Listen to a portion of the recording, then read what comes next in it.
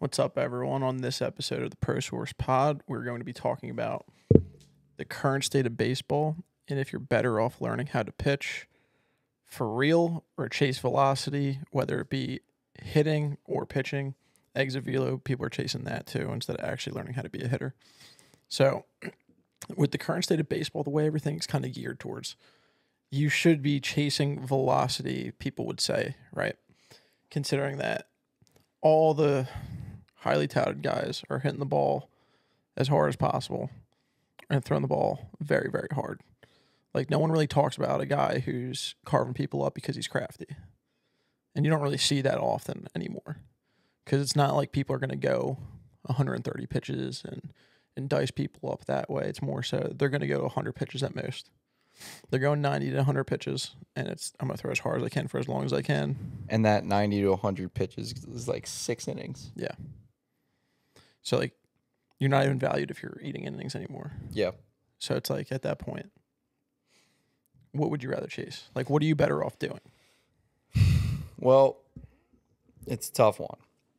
And the current state of baseball made it so it's a tough one. Because it's like, to get to the professional level now, and I'm going to speak on pitching because that's what I do, but it's like, to get to the professional level now, there's a certain threshold you need to be above, and that's 93. At least 93. You have to be in that range. So it's like, with so many kids wanting that as their dream, obviously, and chasing the opportunity to become a professional pitcher, it's like, oh, I need to do whatever I can to throw hard. And everything else kind of just goes out the door. And that's why I think, like, talent is so high, but performance doesn't exactly reflect that, if that makes sense. Because it's like you kind of said in the intro, Nick, you'll get those guys who are strikeout artists, quote unquote, and they'll go, 90 to 100 pitches max. And that 90 to 100 pitches is only taking them 6 or 7 innings. It's like you don't really see those old school, I'm going to throw you on the corners, dice you up that way kind of guy. And it's like, it's like, I get it. It's like, that's just the way the game's trending, but it takes away from the intricacies of what actually makes a good pitcher, if that makes sense, which I think it does. Well, so, I mean, he was one of the greatest pitchers to ever do it, Roy Halladay, right? He wasn't overpower you with 95 plus. He threw a sinker that was like 94, and he was giant, so obviously it feels a lot harder. And that sinker was a legit sinker, not one of those fake ones that just reads. You love talking about those because those ones, sinkers. because like I've seen it. Like, if you watch, it's not really doing anything. It just has arm side run. Yeah, so it's like he was a guy who literally hit spots.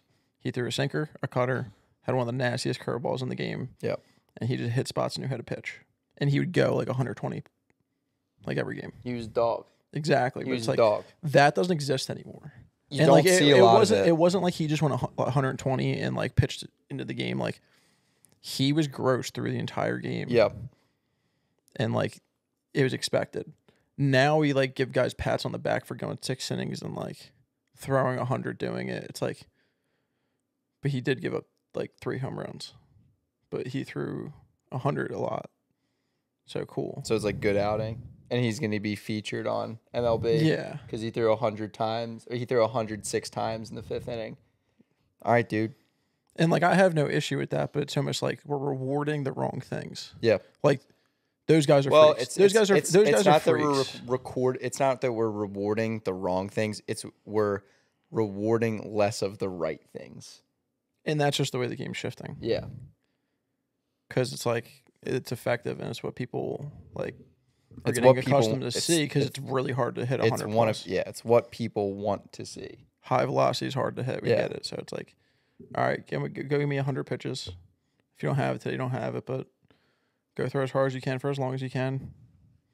Once you start to lose a little bit, we'll take you out. Yeah. And then there's also like the other side of it now, where because of the analytics and everything, 3 times through the lineup, like, guys are out of there quicker. See a Blake They don't Snell. they don't.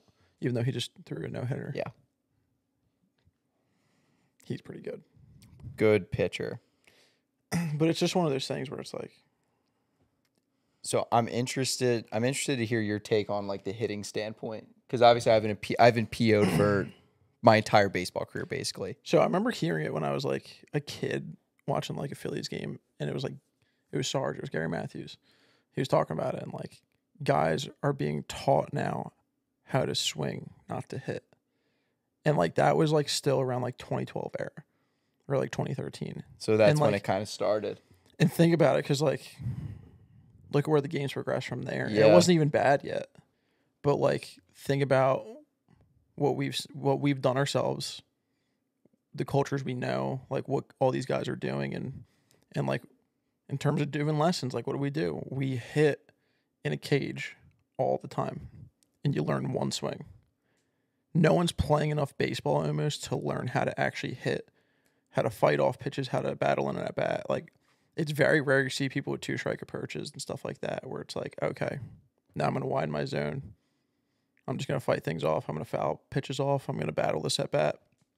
I'll get my foot down early. Like I'll sacrifice that just because, hey, it's time to like get a job done, or how to hit behind a runner, all that stuff. And I'm not big on like, like hit and run, bunt, squeeze, all that stuff. Like you got to hit behind the runners and do all this stuff. But like there are times where you have to do jobs. You have to learn. You and have not just try to go up there and hit the ball as hard as you possibly can. You can't win games by just swinging for the fence, like swinging out of your shoes, swinging for the fences. But the culture now is everyone has such an ego. It's go hit the ball as hard as you can. Yeah. And even in the pros, like it's very rare. Like no one really drops down that many bunts. And you've seen like there's times where you see bunts get called in the playoffs and they don't execute because they don't bunt ever. So it's like no one can bunt anymore. Yeah, dude. Some people can. Like I'm not saying no one can, but it's like it's very rare you're seeing it in like the biggest like stages. And on top of it, it's like those guys go up there whether they're shifted or not. They're not thinking, okay, you're shifting me. I'm going to bunt this down the line, or I'm going to actually go the other way and sacrifice just to get this hit. It's okay. I'm going to hit it over. And I get it. And Ted Williams was doing the same thing. And he's like one of the greatest hitters of all time in a different era. And he still hit 300 or whatever plus. And that was a different game. But people aren't playing baseball. They're going out there to do like combine type stuff. I'm going to hit the ball as hard as I possibly can and as far as I possibly can. Showcase players. Yeah. I'm going to put my one swing on it because I only have one swing. Yeah. And it's like, it's bittersweet because just not how the game should be played. Like there should be like the art to it. Like hitting's an art. Pitching's an art.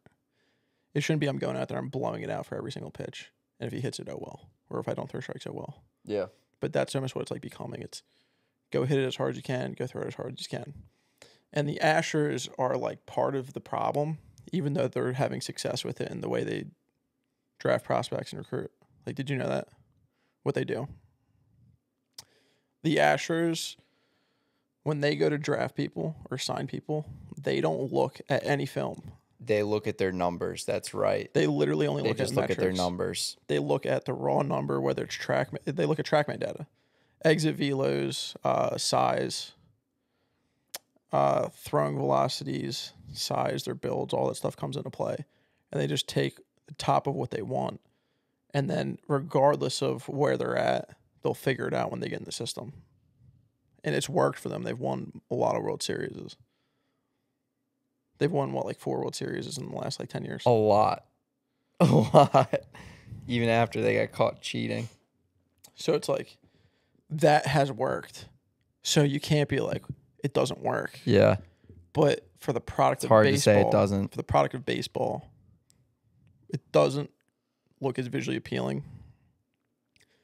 And it's also hurting the game in the aspect of there's a lot of other programs out there. Like there's a lot of other teams in the way they draft. And it's like, that's not necessarily what they're doing. Like it's not working for them. Like whatever the Astros do, it's worked for them. They've had success with it. Right. But it's like, they also have a Jose Altuve. Jose Altuve is not going to just go out there and wail at it. He plays baseball.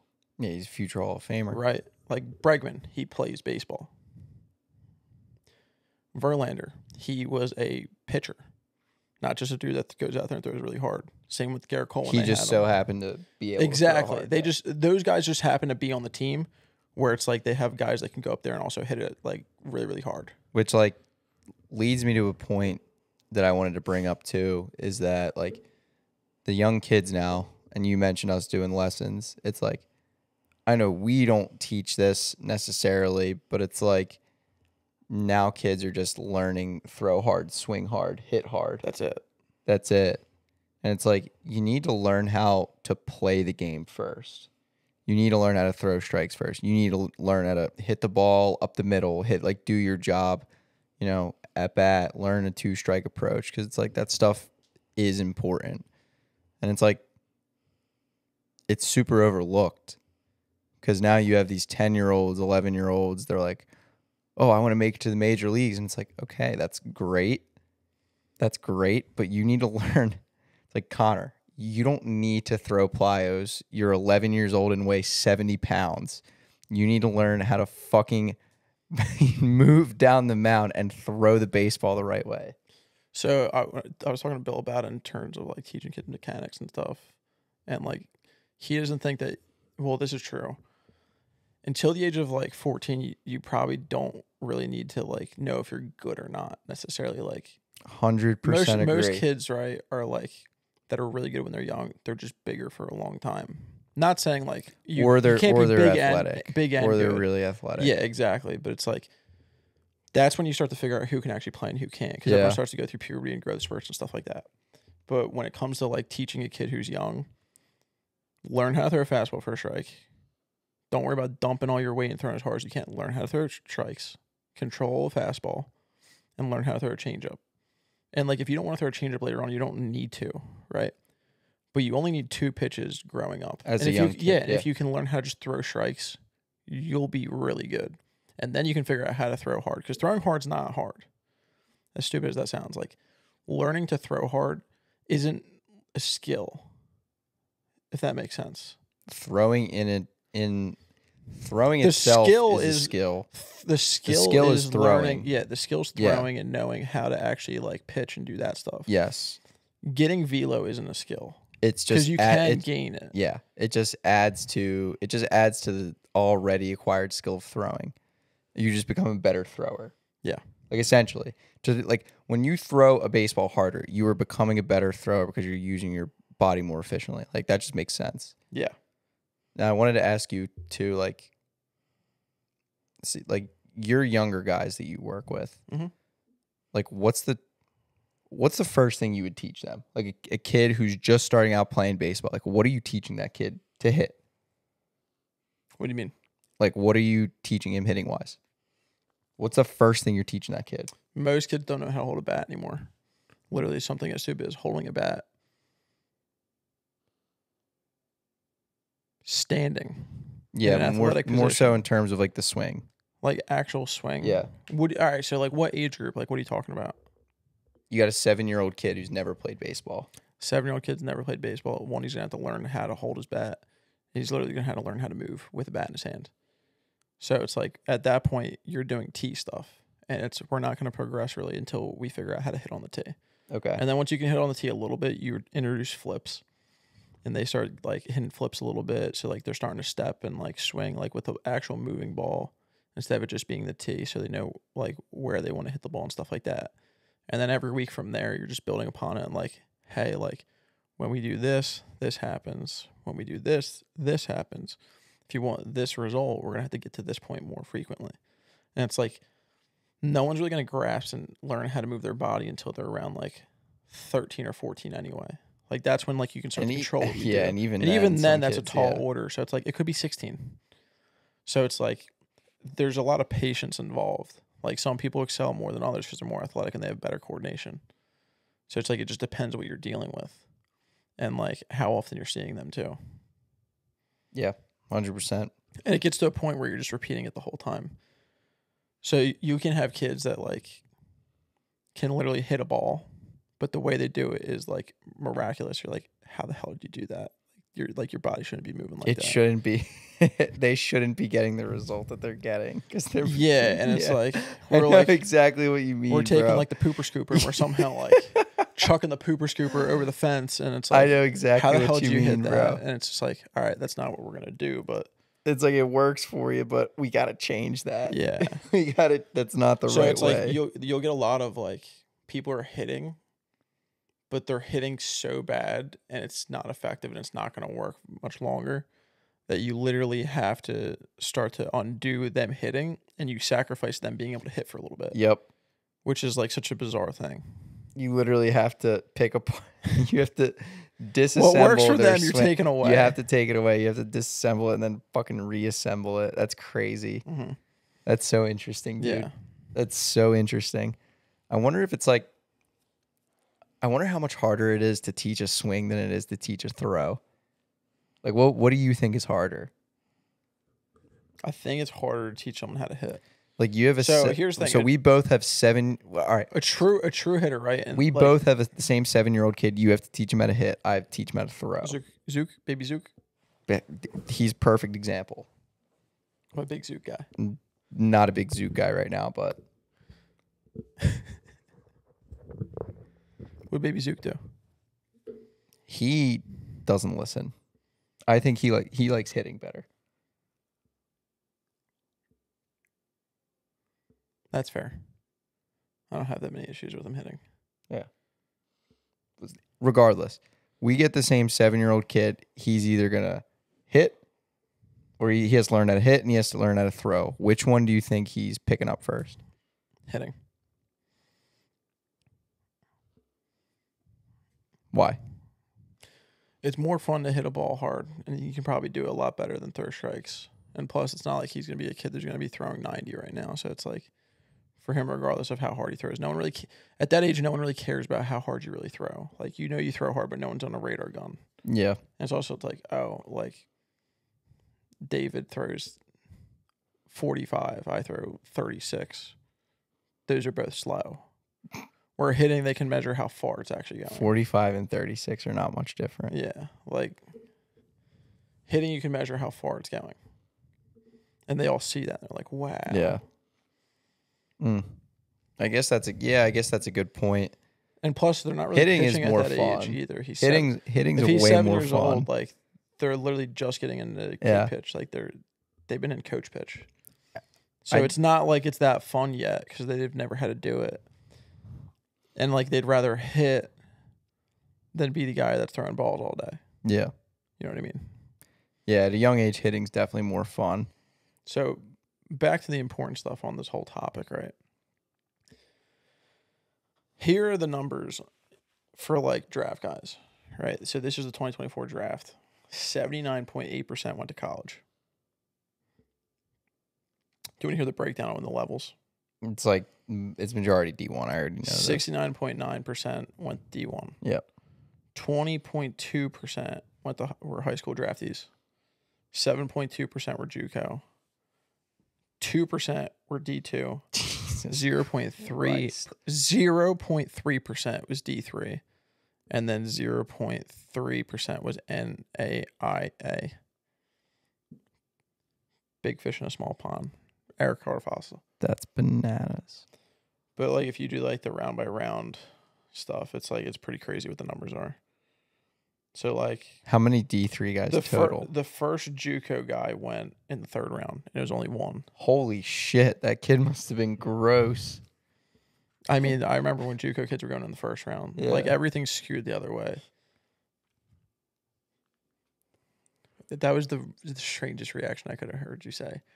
Holy shit, he must have been gross. It's like, no shit, they're all like, they're all getting drafted. They gotta be pretty good. I know. I'm just saying there's less JUCO guys going in the draft now. 2 in the 5th round from JUCO.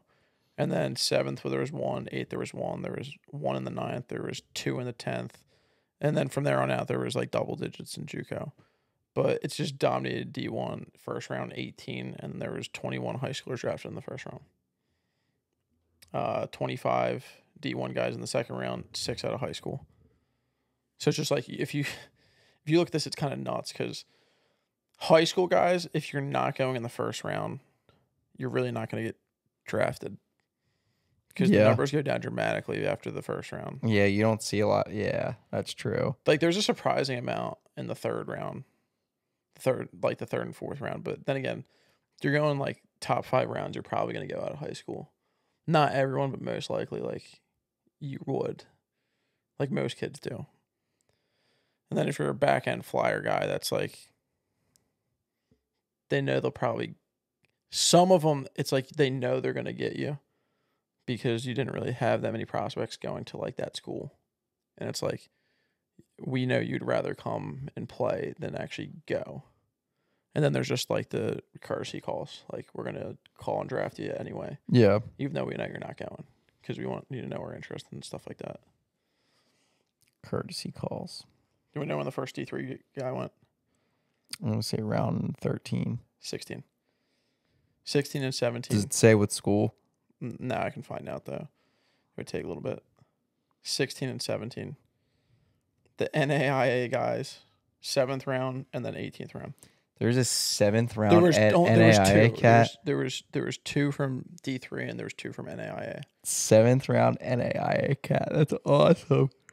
Dude, D2 did not really do well. Had a bad showing. 9th round, there was 2. There was 1 on the 10th. There was 1 on the 14th, 1 on the 16th, 3 on the 17th, 1 on the 18th, 3 on the 19th, and 1 on the 20th. That's pretty low. Well, compared to what it used to be, yeah. Yeah, it's kind of wild. Go D1. D1, dude, if you really want me to go D1, it's going to be 429 people were drafted. Yeah, that's ridiculous. Around that. That's ridiculous. Because there's 18, 25, 20, 28, 21, 26, 26, 24, 26, 27, 22, 22, 24, 20, 21, 20, 16, 14, 15, 14.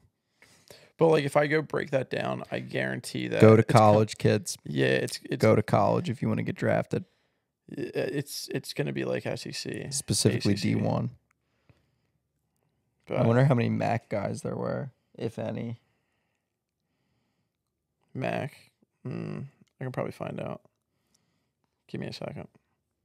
I mean, really, the big thing that like I was using that to talk about, right?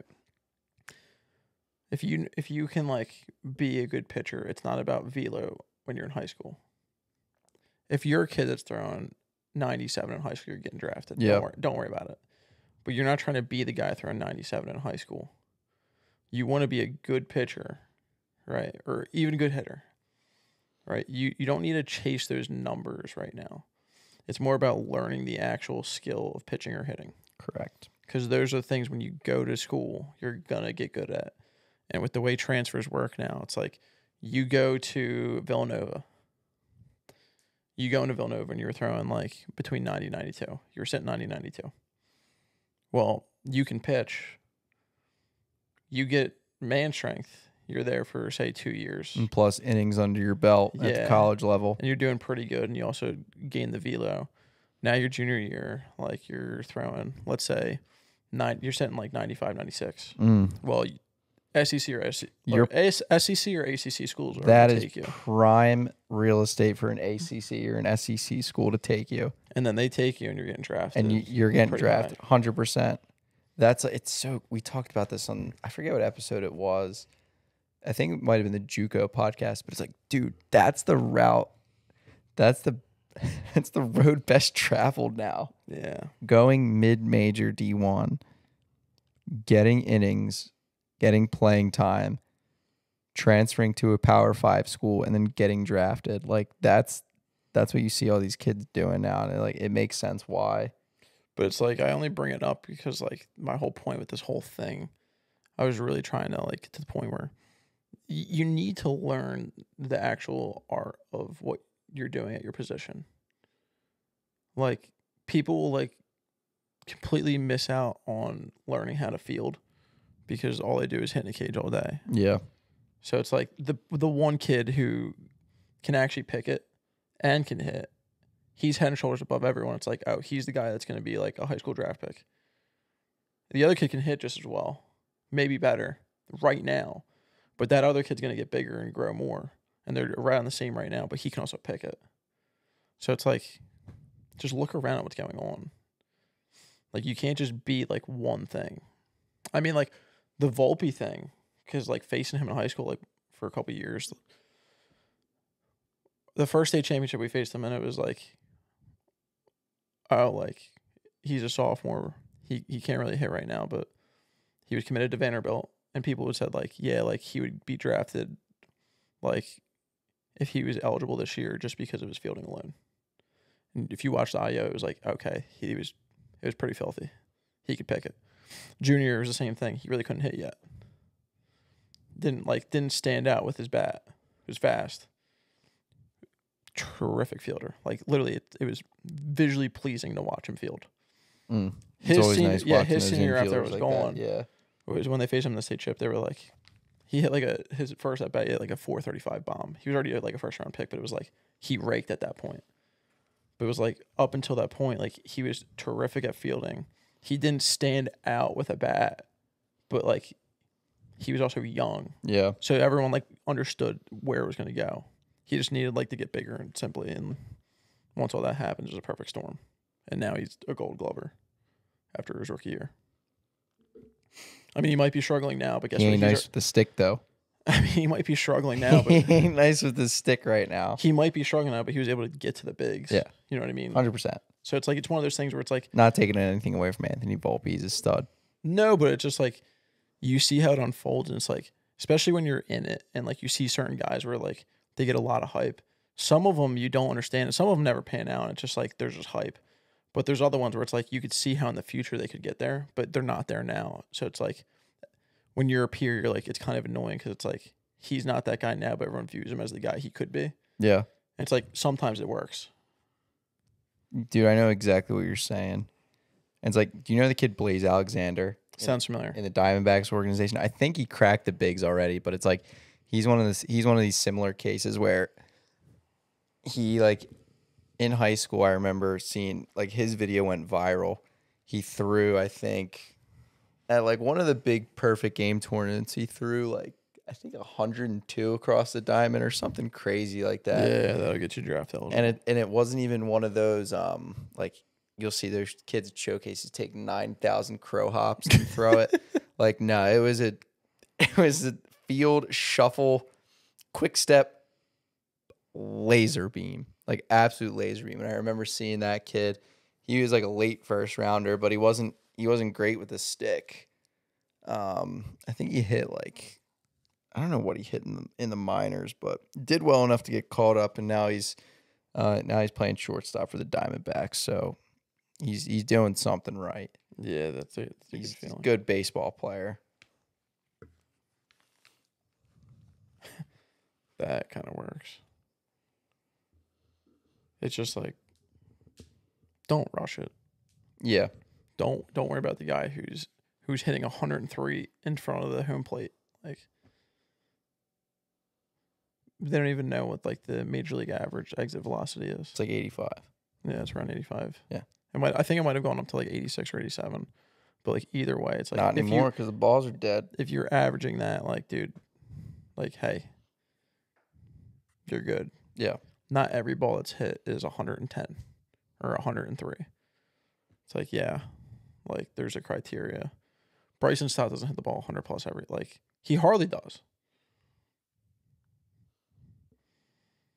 Not hardly, but he does it. But it's like, but he gets the job done. yeah, Is what you're trying to say. yeah, exactly. Yeah. 100%. It's not that he can either. It's like he's just playing his game. Yeah. He's Like- a good baseball player. And like, It's like it's hard to say that about a lot of kids now. It's like, oh, he's a genuinely good baseball player. It's like, no, that kid throws hard. That kid hits his shit out of the ball. what's like your picture that you think of when we talk about this? Like a complete pitcher Yeah. in the bigs. Mhm. That doesn't throw hard. Like, what do you mean? That's not like That's not like your flashy guy. yeah. It's like 93, 94. I have one in mind, but I don't know if like it's gonna check out. He should, but like people are gonna probably have issues with it. I definitely have a good one. Do you not? Marcus Stroman. Marcus Stroman Well, doesn't throw hard at all. He does. He He doesn't. did at one point. No, he really didn't. He maybe threw 95. Yeah, he was throwing 95 pretty. He like consistently. he really wasn't that consistent. A while ago, yeah, when he was on the Blue Jays. Yeah, well, regardless, I'm talking about dude, he threw like 94, 95. Not all the time. You really do love Marcus Sherman. He sat like 92, 94. But anyway, he's throwing 90 to 92 now. That's it. So I have one for you, but like you might argue with it and not want to take it. Who do you got? Kershaw. No shit.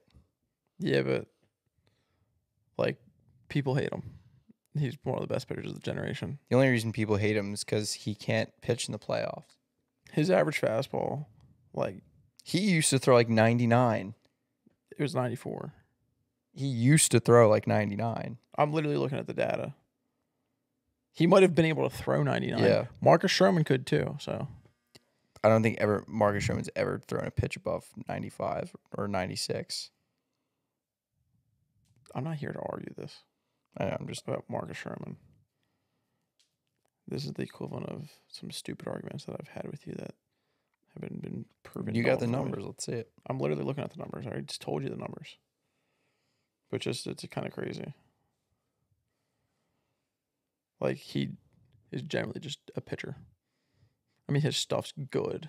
It's actually phenomenal stuff. But he also is a pitcher and knows how to attack hitters in the zone. Ranger Suarez. Where it's like Verlander, for this example, doesn't work because his He's stuff power is like, pitcher. yeah, even though he is a horse, but it's like he just throw like 100.